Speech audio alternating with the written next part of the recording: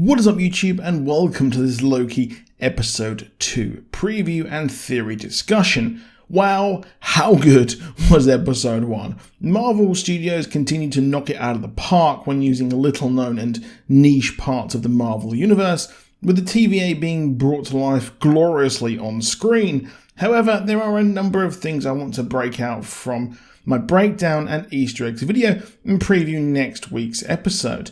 The biggest thing in my opinion is something I never expected, and that was a tease of Secret Wars. In the episode, we got a look at a multiversal war that happened way before the MCU timeline had started, where multiple different realities, aka timelines, fought. We know that this happened in the comics with Secret Wars. Slowly, over time, the multiverse became unstable and the different realities would collapse in on each other, called incursions. Here, the universe and timeline was rebuilt after this happened, leading to the new sacred timeline that the timekeepers look after and monitor and untangle, meaning that life is predetermined, much to Loki's anger. However, doesn't this seem all a bit odd?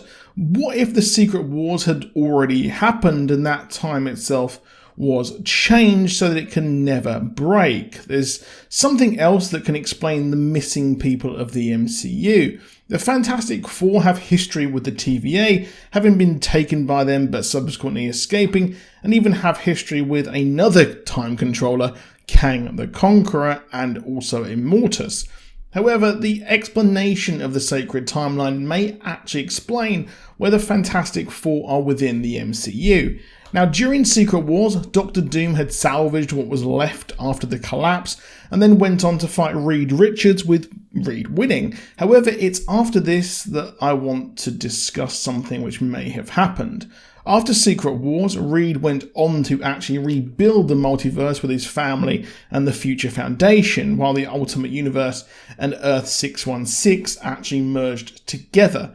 So, if this time and reality war did happen, then this actually explains why certain major MCU players are missing, like the Fantastic Four and the X-Men, as they could have been literally written out of time. It has been heavily hinted that Kang the Conqueror is going to be in the MCU and will be involved in Ant-Man Quantumania, played by, yes, Jonathan Majors. But the MCU are doing something weird in equating errant timelines with different realities. It's an interesting one nonetheless. In my episode 1 breakdown, I did discuss that the Timekeepers and TVA may not be who they're saying they are. The MCU loves switching up enemies, notably the Mandarin being not who he was in the comics, which won't be fully corrected until Shang-Chi drops later this year. However, the TVA in the comics are not the only people who can control time, and that is Kang the Conqueror. And hilariously, Mobius actually went on to try and get a job with Kang and his empire in the comics. Kang also has a deep connection to Judge Renslayer, having in the comics tried to gain her love. He arrived in the 40th century Earth and became a warlord, and while she initially mugged him off, they would eventually fall in love. Kang even had his own council of Kangs with many other Kangs, and his other Earth self was sent to kill the Avengers by the Timekeepers. That other self, yes, was Immortus. It's here my theory begins, that what if Kang at some point defeated the Avengers, the Fantastic Four and the X-Men, and then invented the Timekeepers to create a new timeline, and any possible timeline that would create a threat to Kang's supremacy would be pruned. This would explain why his love is in charge of everything seeming at the TVA and was combative when questioned by Loki. However, the Avengers are allowed to continue on a certain path, but the Fantastic Four and X-Men were wiped out of time, and the Reed Richards is out there trying to recreate the multiverse once more. This then leads me to the next topic of this video. What the heck is Variant Loki's plans and goals? Loki is clearly acting in bad faith with Mobius, and I think that he does want to take over the TVA, as in the MCU, the Infinity Stones are now nothing compared to the power of the sacred timeline and the TVA's powers. I personally think that this Loki realised what the truth is and is then committed to actually going on a war to stop the TVA, that's the Variant that is, from controlling time according to Kang's dictions.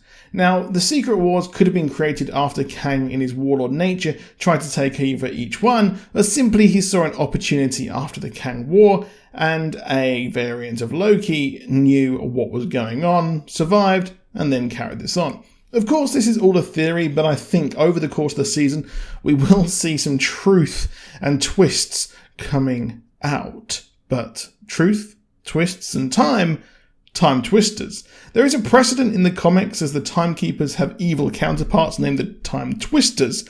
And yes, the Time Twisters was name dropped in the show with that little clicky device that Loki keeps getting tricked on. It's called a Time Twister.